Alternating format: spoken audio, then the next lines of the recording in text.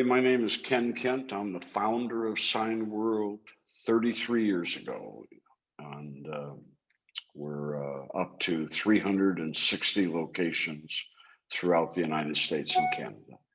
I'll be your moderator for the call today. We have 4 Signworld owners live on camera, and I'm going to let each one of them introduce themselves and tell you a little bit about their business. And then Jack Werner, who is our president, Jack will give us a few definitions, and then we're going to jump right into questions. So this is your chance. This is your chance, ladies and gentlemen.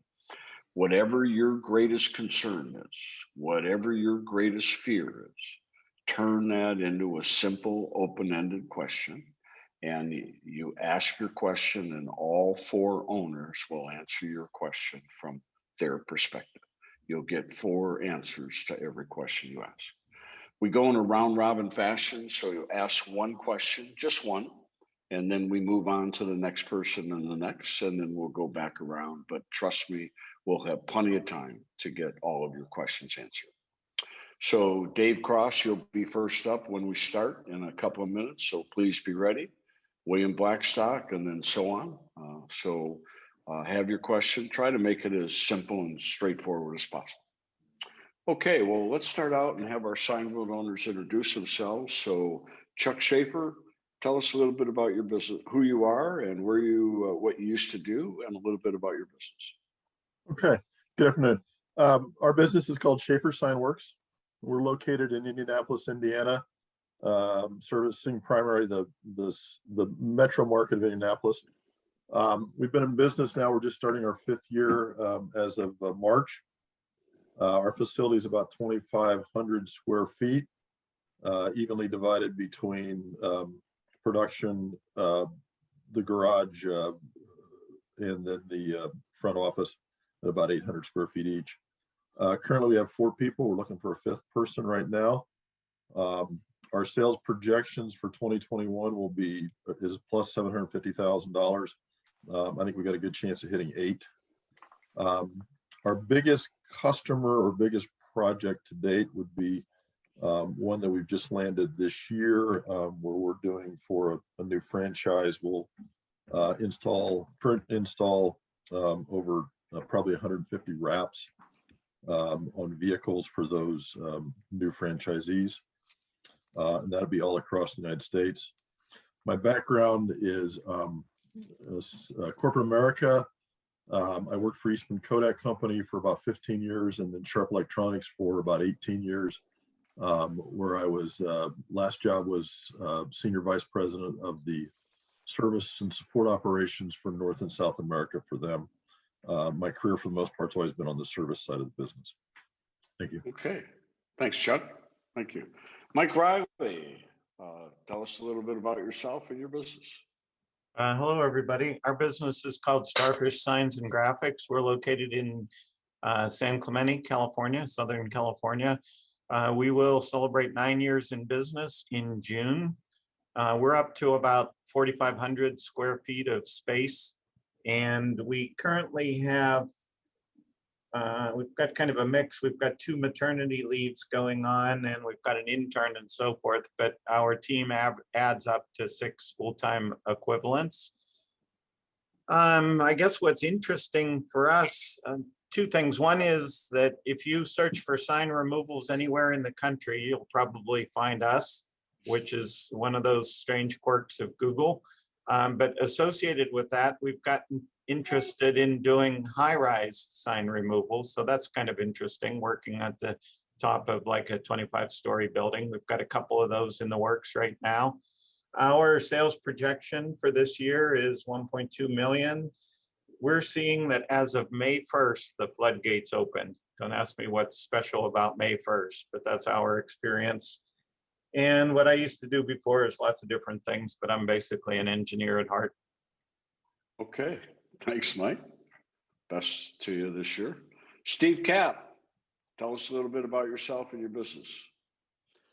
Well, I run Denver Signs and Graphics here in Castle Rock, Colorado. We're in the suburbs of the city of Denver, about halfway between Denver and Colorado Springs. We just started our 4th year in business, which kind of blows my mind. Yeah, we've made it 4 years. We do about 4,000 square feet of facility. I have 5 people working for me right at this time. Our facility is divided about 70-30 between manufacturing and office space. Our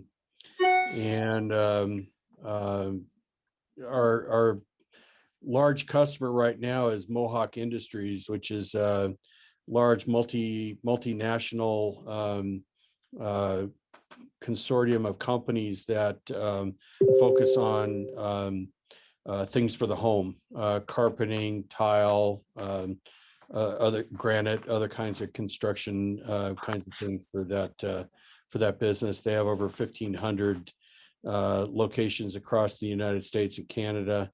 And then they also have an international presence, which we're not involved in right at the moment. We're probably on the order of doing about 600,000 this year as sales continue to ramp up from COVID from last year. And I started this after having been retired from the IT business. I was a director of IT at Cisco Systems for almost 18 years. And prior to that, I was a chief engineer at Boeing. Been in the government space roughly for about 30 plus years. Okay. So that's it. Thank you, Steve. Thank you. Jack Werner, tell us about your sign business. But I joined Signworld 25 years ago in 1995. At that time, we were more of a retail banner shop. We didn't have the internet. We had yellow pages. So it was a little different format than we've grown into today. I started in 1,100 square feet with 1 employee, ended up with 5,000 square feet with a staff of 11 doing about 1.3. I then sold that operation, went into kind of a partnership arrangement with Ken, learned his end of the business, finished buying him out 7 years ago and took over as president owner of Signworld. Ken has stayed on in many roles, but we just reduced some of his workload and made it easier for him. So when I answer questions today, if it goes more to experience of a Signworld owner, I'll speak from that perspective. If it goes more to training and support and things like that, I'll speak from that perspective. So based on the question, I might go this way, that way. 2 quick things for you. One, many times people confuse us with printers. Printers do the commodity items, the brochures, the catalogs, the letterheads, where you print and put in a box. And because of desktop publishing, e-reading, and being able to order on the internet, it's a stagnant industry. Don't confuse us with that. We're doing the custom production. As small as a postage stamp, the entire side of the building, unusual materials, unusual shapes, but it's a service of installing it afterwards. As Chuck talked about 150 vehicles. You can't order that on the internet because it has to be installed. So we're going after those custom customers, custom projects. You can't order a removal of a sign from a 25-story building from the internet. You can get a lead from it. So the internet's our best friend, bringing us leads and then cultivating relationships from it. Second thing is Signworld is not a franchise, and we respect that everything else you're looking at is a franchise. We believe a franchise is appropriate if it's an industry dominated by big players. The sign industry is totally fragmented. It's an industry or a franchise appropriate if the mass advertising is there, but we're looking for 80% of our business coming from less than 30 repeatable customers. So it's really a relationship we're building. Franchise is important for the cookie cutter process, and this is custom manufacturing. So we operate a little bit differently as an owner's alliance. There's no rules, no royalties. As you've heard, they each operate in their own name. They each have to go after different niches of business and customize the business to their way. So we respect the fact if you don't join Sign, we're going to join a franchise. We're not here to say that's good and then bad, but we're different for those reasons. Ken, go ahead and start with some questions. Okay. Dave Cross. Dave, come off of mute. Give us a question, please. All right. Can you hear me? We hear you fine. All right. So the first thing I have is I've been in my own business before, and the hardest thing is always starting out. How do you go about getting your first customers and getting your first job. Okay. Chuck Schafer, how'd you get your first customers? My first customer, my first really large customer actually came from through a family member, networking through a family member, where we picked up a large load of trucks that we did, box trucks for a furniture, not a furniture, but a business furniture company called, that did Steelgate stuff. Chuck, did you have customers, did you have orders before you actually opened up and you were ready to make signs yourself? So I did have a few, and my situation a little different than a lot of people, I think, in that I was living in Chicago for 18 years and moved to Indianapolis to start the business. And so I did pick up some customers out of Chicago that I knew, some people I knew, and used some of those initially. But we did have orders before we even opened up. Okay. In that process, absolutely. Thank you. Mike Reilly, did you have orders before you opened up? How did you get your first customers? We had a few orders. Our first customer was basically a large commercial property owner that I had done a project with in my previous job. So we had kind of an entree there and started doing work with them. And I'll mention that we do about 100 jobs a year with them right now. So that one has continued to be a pretty good source of leads. Okay. And Steve Capp, did you have orders before you opened up? How did you get your first customers? Yeah, we sure did. We do all of our advertising and lead generation through the internet. So we opened up the floodgates on the internet before we opened, about 2 weeks ahead of time. So we had orders that were coming in before we actually were officially open for business. And then we've been pretty steady from internet customers and then repeat customers.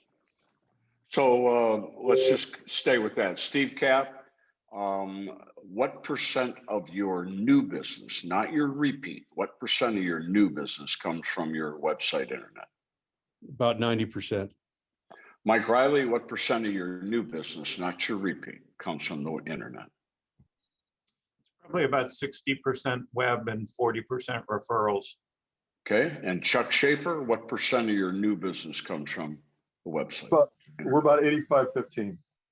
Okay. William Blackstock. William, come on from you.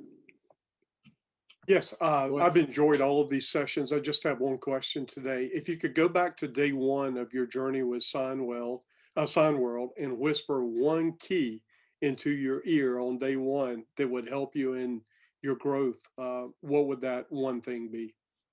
Chuck Schafer. So from my experience would have been, and I was right there on that cusp of when the internet process became very, very much a live process in this business, in my opinion.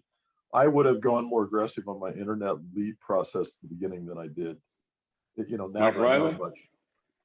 Mike Reilly. Yeah, this is a weird one, but when you're new, you want to learn from every job. You want to take every job. But on the other hand, you get bogged down with small jobs that aren't going to lead anywhere. And I would be more disciplined about turning down small jobs that aren't going to lead anywhere. Steve Capp. Yeah, I would have to agree with Mike. Being brave enough to turn down jobs that were too small to really matter. Jack Werner. I think while we talk about referrals from one to the next, it's really dipping into that even more. No customer should be a dead end.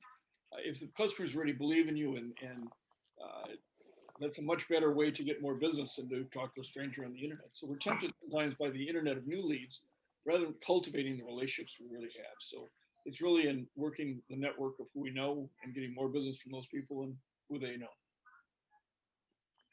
Darryl Carr. Darryl, come on from you. So this is really my first session in here. So I'm trying to gather some good questions in here. I think, the big thing I'm just looking at so far is, just really understanding the capabilities and how did you scale and grow capabilities over time? Chuck Schafer. I think and I think Mike touched on a little bit. You just need to immerse yourself into learning different aspects of the business, but you need to have the right people. You got to find a good sign maker who can educate you and do a lot of things for you so that you then come along and understand it better. That's what's helpful to me. Mike Reilly? Yeah, we could talk forever about that. And Ken probably won't let me, but I think it's a combination of what you like to do, what you're good at, what you can make money at in your area, and what your team is capable of. And it's just kind of experimenting as you go. Steve Capp? Yeah, so we kind of grew our capabilities, not only based on the business we got, but I also acquired another business from a guy who was retiring. So that added tremendously to our capabilities to manufacture as well as to our book of business. And that was not another Signworld owner. That was a local competitor that you bought out. Correct. Bought out a local competitor. Jack Werner? To make the business simpler to understand, the equipment we provide is going to produce about 75% of your revenue. Then having a roster of manufacturers that can make the other 25%. Over time, you might bring in some of the special equipment and take on those things at the beginning, but we tried to simplify it down by giving equipment that can do the basic things and then outsource the more elaborate ones. And you've got to pick and choose the customers and products you want to go after. You don't have to take on everything. The customer doesn't have a preconceived expectation that you do it. So you got to be disciplining yourself, as Mike talked earlier about not taking on every job, both on the simple side and the small jobs, but also the ones that you're more complicated than you're ready for. Scale it up. Okay. Dan Werner is a staff member. So Tamara Kelleny, go ahead, come off of mute. Hi.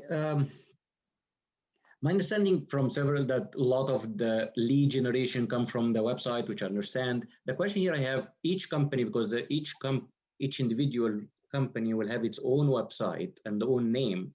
So the marketing leads are coming through the main big company, or into the individual small website of the new company. Dan Werner, one of our staff members, is online. Dan, are you there? Do you want to maybe answer that question? Might have stepped away. So Mike Reilly, tell the internet, you own your own website, and go ahead, Mike, tell them what you do. Is the question, do we get our leads mostly from big companies or small companies? No, through the main website or the individual of your own company website. Each of our 360 owners have their own website. They own it. It's their website. However, we Signworld Corporate give lots and lots and lots of training regarding the website and how to generate leads. Mike Reilly, want to comment anymore? Just like everything, it's a constant experiment to figure out how to attract the customers that you're interested in and not get the ones you're not interested in, and you learn as you go. Chuck Schafer, tell us about your website. So our website generates the leads, generates it individually. It's not like we're getting them from this.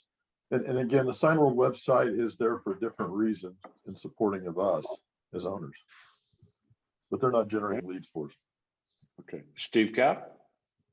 Yeah, we have a multimedia company that we work with to help us with our website. So I own the website, but they help us with SEO management and being able to market us effectively out on the internet. Jack? We have several website providers that we've vetted for reliability and got them set up, but they each do it a little bit differently. You'll be able to interview them, pick your favorite. They'll build a website that is custom for you, borrowing pictures out of a large library, showing what you're capable of doing. Then over time, taking out the canned pictures, putting in your own pictures, and starting to focus your internet marketing towards the niches that you want to go after. And each Signworld has different sweet spots of what they want to do.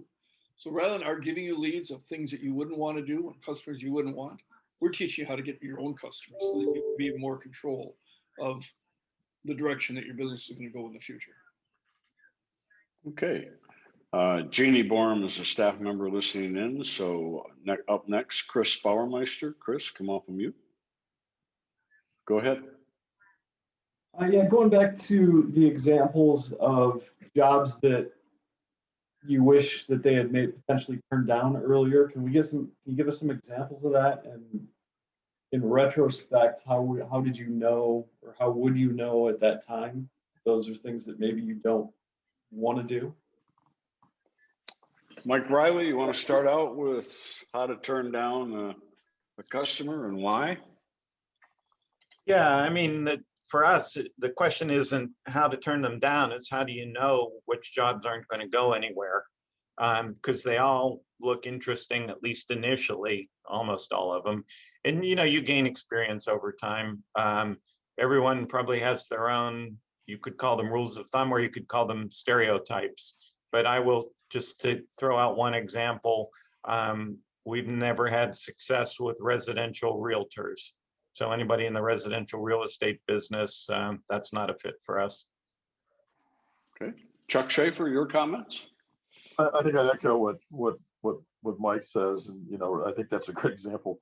We've never had a successful residential realtors as well. You'll get a flavor, get a feel. You're going to have some jobs at the beginning. You're going to say, I probably should have taken it, but you just have to go through that learning curve. Steve Capp? Yeah, so we started to be able to evaluate better, dollar value on jobs, and whether they're, sub $300 jobs, we start to try and shy away from those kinds of things, because although we can make them at good margin, they don't generate a lot of cash into the business. And then we're spending a lot of time on small dollar value jobs rather than, working to the larger jobs. That's also kind of settled itself out over the years too, where we're not seeing as many of the little small dollar jobs coming in and getting more of the bigger stuff. Jack Werner? A couple of things. You want to deal with company money, not personal money. The closer the person is to spending the money of their own money, the more time they're going to take with it. You can spend as much time discussing a soccer banner as you can a $5,000 sign. So avoid people spending their own money. You want to avoid the people that are out shopping, negotiating, trying to get multiple bids. You want to deal, again, with that corporate customer. You don't want to take on the big complicated projects, and you don't want to take on the real little stuff. You want to find that middle sweet spot the best you can. Mm-hmm. And Chris, I'll throw in my 2 cents that, in the beginning, you'll take anything you can get, but quickly you're going to get busy. And as you get busy and you're working 8-9 hours a day or more, then you have to start filtering. You have to start deciding which projects are going to be better for you and which ones are not, and somehow keep your focus on the bigger and the more profitable projects. And that takes experience. Richard Hansen. Richard, come off mute. Richard. Yeah, this is Rick. I've been on a couple calls already. I'd like to get a couple of new guys feedback on their first sign maker, the experienced guy that you're going to kind of leverage from the beginning. How hard was it to find that person? That's one of my major concerns. Okay, so Steve Capp, we'll start with you. 4 years in business. How hard was it to find your first sign maker? And go ahead.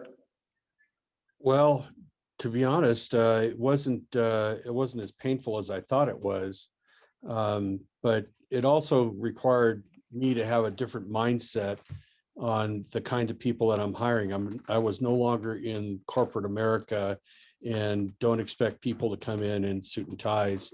Expect people to present themselves well, and then the Signworld team helped me to vet those candidates that I have, and I still got the same first guy that I hired. He's still here and doing a great job for me. All right, Chuck Schafer, tell us about the first hire. My first hire, sign maker, Jimmy Proudfoot, had skills at design, had skills at running the production area, had good installation skills, with the exception of major wraps. He stayed with me for about 6 months and left. We learned a lot from him. I'm glad he came on board. He just struggled with a small company that was trying to get started. Okay. Mike Reilly, tell us about your first hire.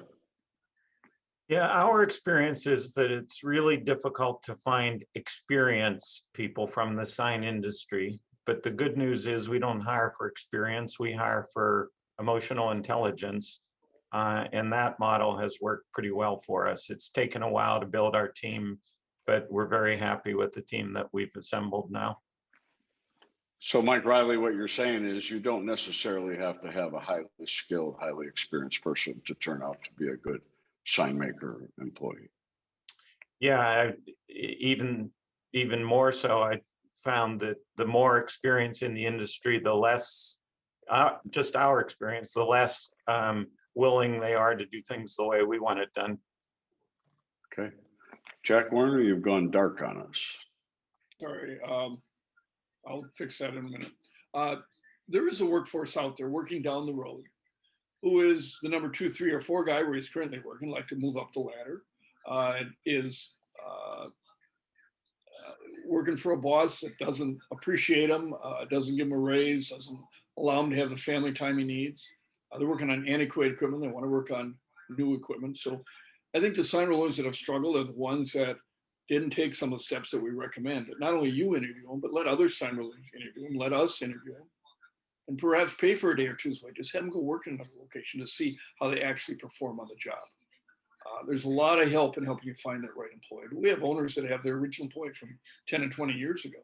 Hire carefully and nurture. It's a career for them, not a job. Okay.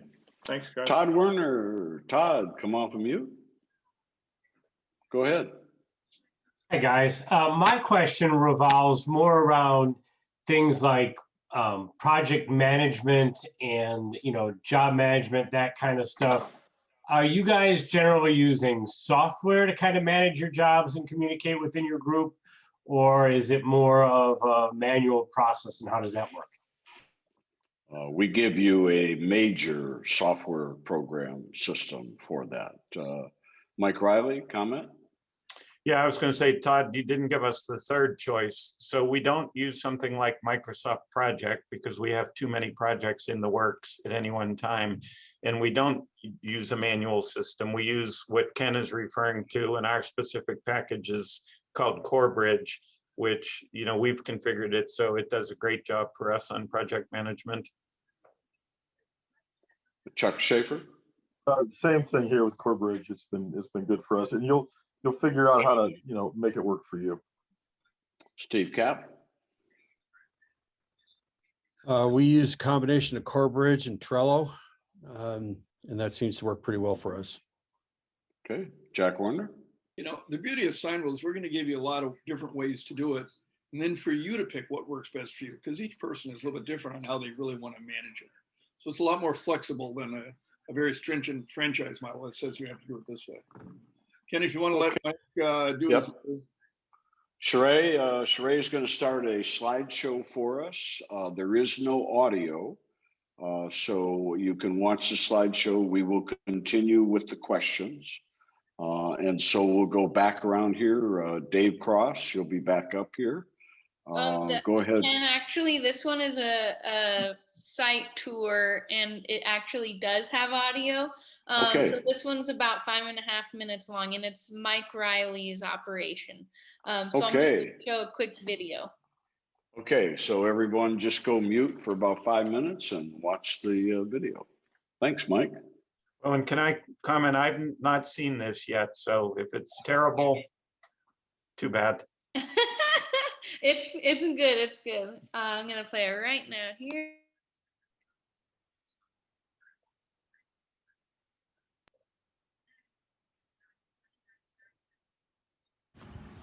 Hi, good morning. I'm Laura Reiley from Starfish Sign and Graphics. Welcome to beautiful San Clemente, California.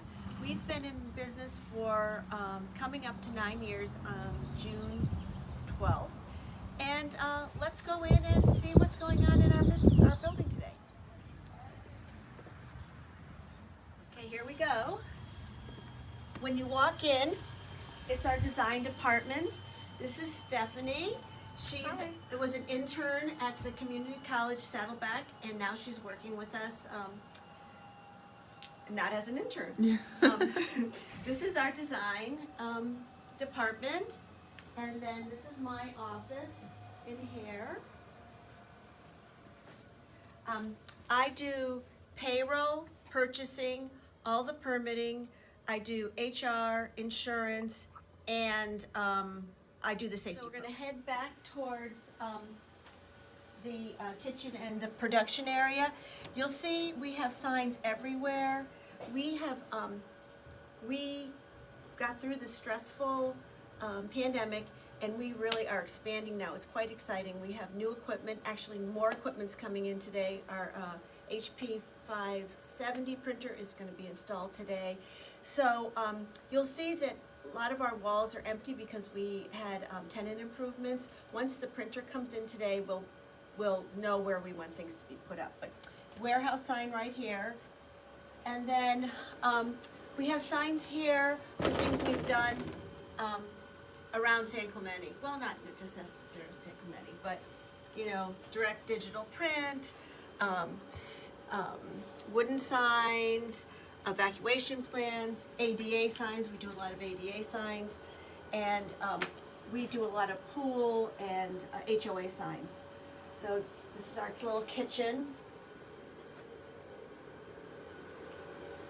This is our new flatbed printer. We've had it for about 6 weeks. It's the HP, and we love it. That's why we had so much tenants improvements. We had to expand the door, and so a lot of our signs and artwork has come down. Let's see what else. This is Matt. He's our graphic designer. He's taken over. We have our production manager is on maternity leave, and he has really taken over her job, learned the printer, and is doing her job. And now we'll be training on the new printer, so he's been a rock star. Here's some vehicle graphics that's going up on Monday. The new printer's going in here in probably about an hour. Our laminator is here. We're gonna plan to make a bigger table for that because this printer is smaller than the previous printer we had. This is where Carolyn, who's filming me, desk is. She's an admin for Mike in the sales department, so she's really rocking it because we are very busy. And then this is one of our installers, Sarah's desk. And then this is Mike in here. He is actually on a Corbridge call with a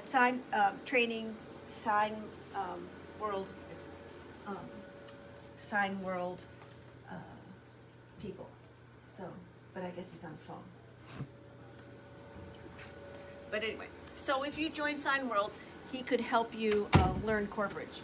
This is our Kaizen board. We're constantly into improving and continuous learning, and so even small improvements can become big ones. Into the warehouse.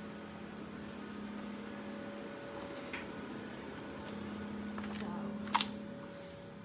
this is our finished goods rack. These are all things ready to go up or be installed. And you can see this is our painting area. And then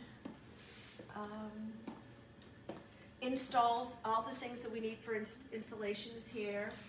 And then you'll see over here is our CNC router. And this is Joey. He's our router fabricator and installer extraordinaire. And then this is the printer that we are getting rid of. It was a Ricoh, and it's just too big for the space we have, so we're selling this, or we're working on selling this. This is a project, we have a huge project going on right now of 62 signs in an HOA. We had to remove all of them and then install them, and that's actually where Sarah is now. She's up working with our subcontractors. Routed PVC letters for a monument sign. And And I think that's it. This is a quick tour of our building, and thanks for letting us share my business with you. Good luck on your decision.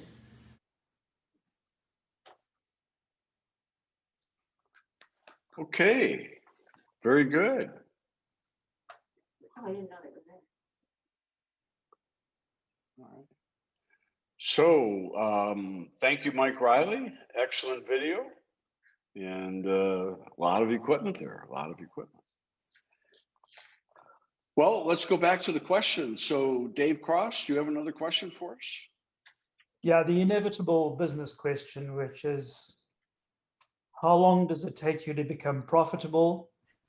And along with that, how do you finance it up to that point? And then at what point do you really make sort of 25, 35% gross margins? Okay, Mike Reilly, how many months were you in business before you broke even cash on cash? I don't know. We all look at it differently. The return has worked well for us, but everybody's model is different. Hard to give an answer. All right. Well, how about the net profit? Do you operate around a 25% net profit, net cash flow, or yes. What do you operate? Yes. Okay. All right. Chuck Schafer? We're running about 20%, 21% from the net. The profitability for us hit first time at 6 months. Month 7 and 8 we're not quite as good. And from month 9 on, we were profitable month over month. We've been profitable ever since. Okay. It continues gets better. Sorry, may I interrupt a second? I'm afraid I gave a negative answer and I wasn't trying to. The reason I hesitated, I was in a situation for a variety of reasons, tax and otherwise, where it was to our advantage to invest in the business significantly and not try to take cash out in the first few years. So I didn't mean to say the model doesn't work. I was just saying our circumstances were maybe different than somebody else might have been. So money was there, you chose to channel it a different way. Profits were there. Yeah, I mean, basically, I made too much money the last few years and paid too much taxes, so it was advantageous to not look highly profitable in the first few years. Got it. Okay, Steve Capp? We were break even in 4 months, and we started collecting paycheck in about 7. Okay. And today, what are you operating at as far as net profit, net cash flow? Right around 24%. Okay. And Jack Werner? No, Dave, to answer the other part of your question, we recommend, in addition to the investment that you're putting into the business, you set aside an amount of money equal to about a year's worth of living expenses, not your W-2, that was pre-tax, not your net income, you hopefully didn't spend it all, but what it takes to put food and table, gas started, equal the lifestyle that you're used to. You'll use the majority of that, supplementing that modest year 1, saving some of it to supplement year 2, and hopefully by that time you're back to normal life again and moving on. Okay. William Blackstock, do you have a question? Another one? No, I'm fine. Not Okay. this time. Darryl Carr, do you have another question? Sure do. So just to get a gauge on business, how many simultaneous projects do we have going on average? Mike Reilly, how many projects do you have going on at any given day on average? Great question. So our average project size is just over $2,000, and we currently have $350,000 in WIP. So that would say what we've got 175 projects in the works right now. All right. There's a man who knows his numbers and teaches Corbridge. Chuck Schafer, what's your WIP like right now? Chuck Schafer? Hello, Chuck. I'm sorry, I was on mute. So our WIP right now is about 75,000. Our average project size is like $1,200. Okay. Steve Capp, average project size, how much money in process? Our average project size is about $2,000 project. And right now we have somewhere north of 40,000 projects that we're working on. 40,000 projects or sorry. $40,000 worth of projects in process? $40,000 worth of projects we're working on right now. Sorry. Jack Werner? You know, it's staying well ahead of the curve. You're going to start with a smaller average order size and grow that. You know, while you might have an average order size of 2,000, you can have some accommodation orders for existing customers, and you're going to have bigger projects. So it's a mix of all of those. So it's a matter of having that blend and staying far enough ahead of the staff so that your staff never runs out of work, and yet you're handling the lead flow, the workflow, so that your customers are getting their things on time, on schedule. Okay. Tamer, you have another question? Yes, correct me if I'm wrong. My understanding at the beginning, it's recommended to start with one employee.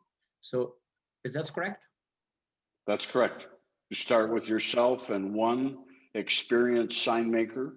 We will help you find them. We will interview them. We will test them. We recommend you send them down the street to work for another Signworld owner for a day or two to evaluate them. And then once you hire them, they can go to all of our training programs. You'll bring on your second employee probably 6 to 9 months later. Chuck Schafer, how'd it go for you as far as timing of bringing on, starting with one and bringing on more? So I started a little differently in terms, I had a sign maker, and then about a month later, I brought in a business development person to help drive business, just because we were new to the Indianapolis market and contact wise. That worked well for us. It helped us get launched and get moving forward. And Mike Reilly, how'd it go for you in the beginning? One employee initially. I think maybe we hired our second after 6 months.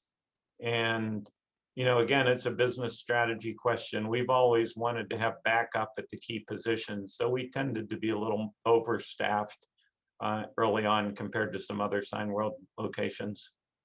Okay, Steve Capp? We hired our second person in 4 months after opening. Jack Werner? 2 months after opening, and then number 3 at about 6 months. I've got a couple of slideshows I'm going to show here that have no audio. We'll continue with questions.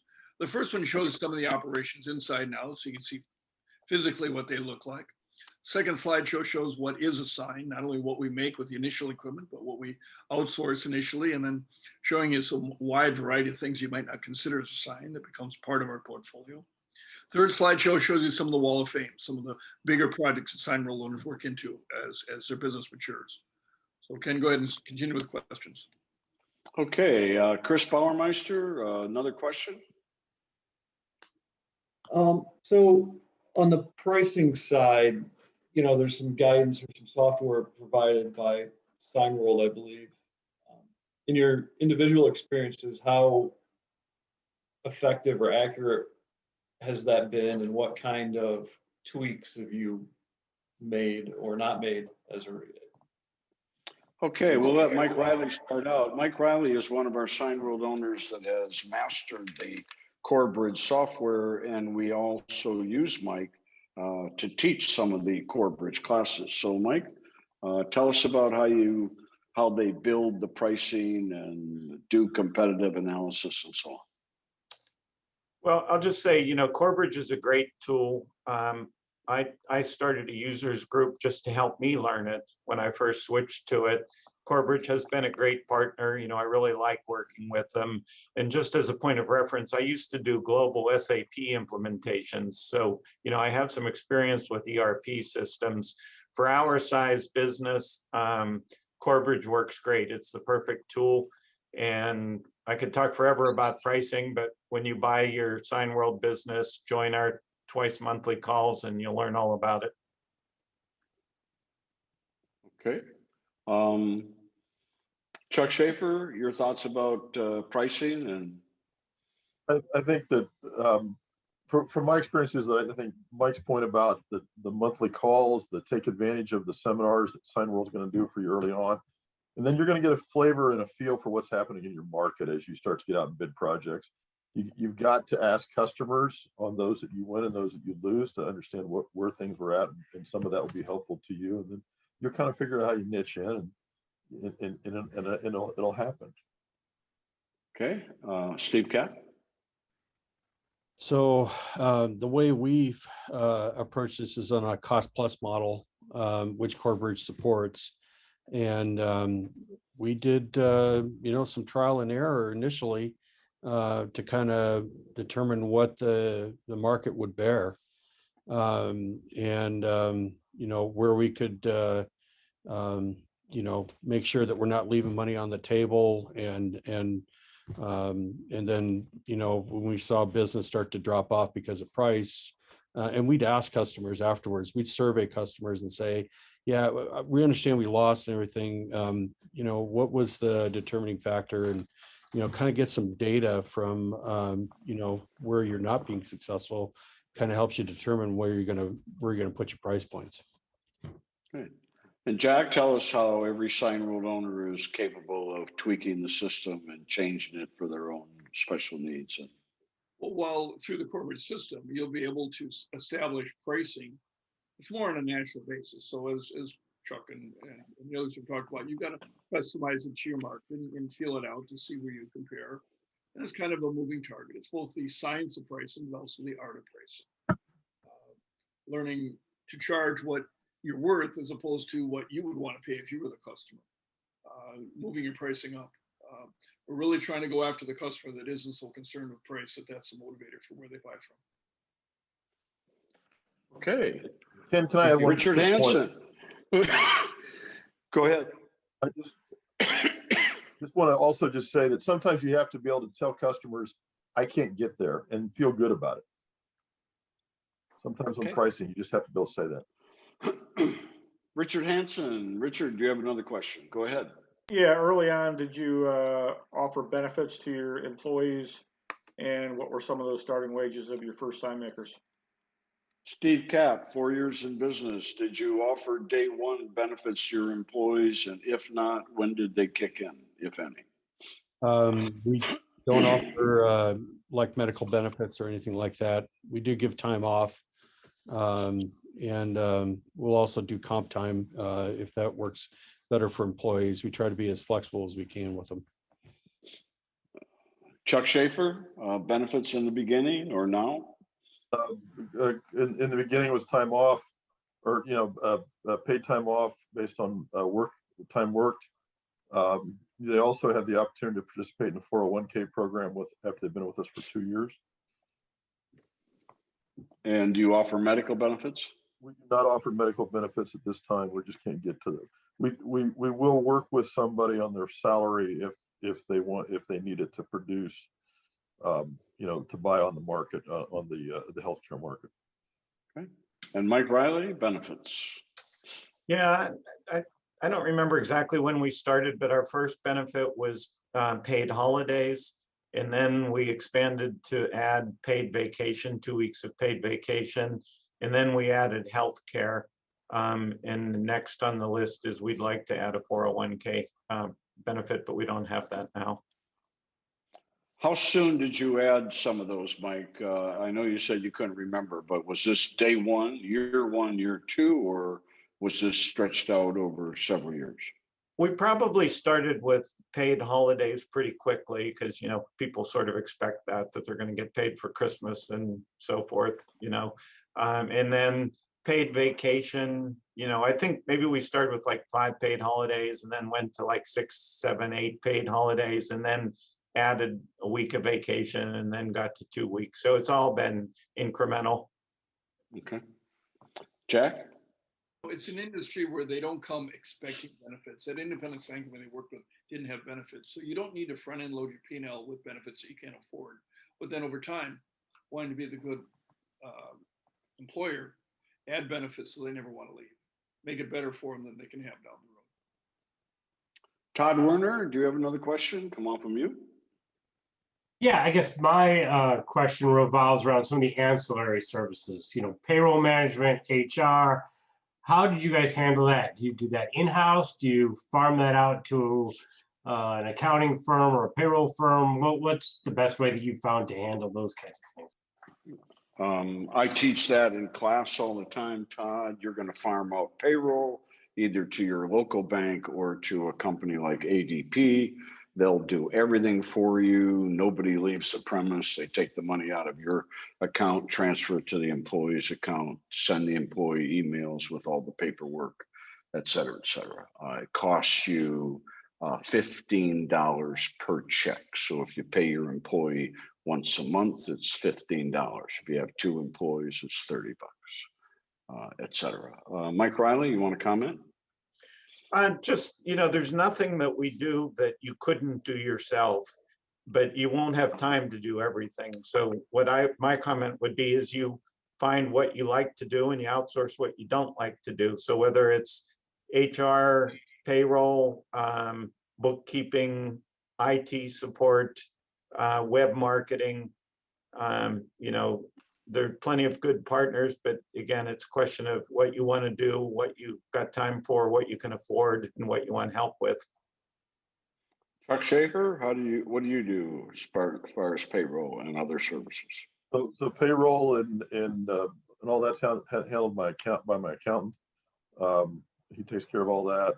The large bookkeeping stuff he takes care of. HR stuff we do in house. There's not that much. Steve Capp? Yeah, we farm our payroll out to our accountant, and he does a pretty good job. And then HR stuff we do pretty much in house. I've gone outside to the legal community to get advice on certain key employee matters, but just make sure that we're on the legal side of things. But yeah, everything else has been pretty much in-house. Okay, we have about 5 minutes left, so maybe time for 1 or 2 more questions. What's the easiest thing? If you go down to the bottom of your screen, and if you have another question, click on raise hand. Raise hand if anybody has another question. Sheree, can you? Yeah, Richard, go ahead. Did you look at other franchise options or other business options, and why Signworld? Why Signworld, Mike Reilly? What else did you look at? We looked at 2 other businesses, a cell phone repair business and a home healthcare business. And what our smart people at FranNet told us is find the one where the culture is a match for you. Okay. Chuck Schafer? I looked at some stuff in the remodeling industry that was franchise based, but fell in love with Signworld pretty quick, thanks to Ken. Steve Capp? Yeah, we looked at a number of different business opportunities, and there were two big factors for us. One was the culture, and that it was in alignment with kind of things that I wanted to do in life. And the second thing was it had the best return on revenue out of all the businesses I looked at. Jack Werner, why Signworld? I had 35 things on my list that were important for me, and everything else got kicked off for multiple reasons. Signworld hit all 35. Okay. Sheree, does anybody else have their hand raised? Not at the moment. Okay. Jack, do you want to maybe stop the slideshow and wrap it up for us? So I hope this has all helped all of you. If you're interested in digging deeper, go back to Dan, Ken, or myself and continue with this process. Talk to Signworld Owners. Go visit Signworld Owners. We have a Discovery Day once a month. Next one coming up on Friday, June 11th. We'll have another webinar just like this 3 weeks from now on Wednesday, June 2nd. So continue in the process and wish you the best. Mike, Steve, and Chuck, we appreciate the time you took out of your busy days and weeks, and appreciate you guys part of the Signworld family. We'll see you all at convention in October.